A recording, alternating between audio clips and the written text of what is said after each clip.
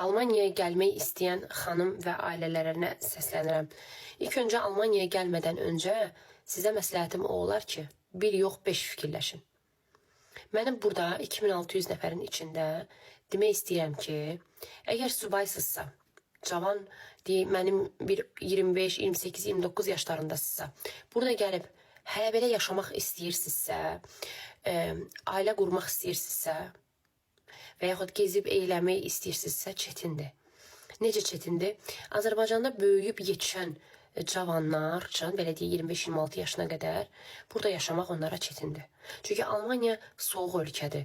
Yəni, milləti soğuqdur, istiqanlıqları yoxdur, qonaq pərvərliyi nədir, yoxdur. Robot həyatı yaşayırıq burada.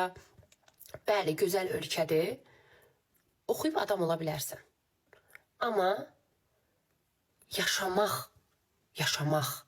yəni, necə deyim, məsəl üçün, bir məsəl getirim.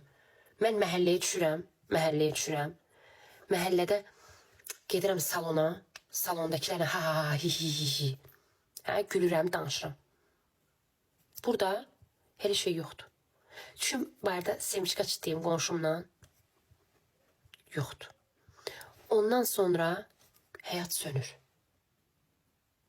Sönür, düzdür. Ondan sonra həyat sönür.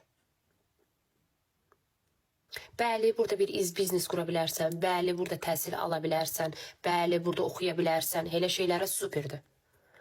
Amma o belə dediyin enerjili həyat, gecə həyatı sevirsənsə, gezi tozuntuları sevirsənsə, restoranları sevirsənsə, yoxdur. Unut.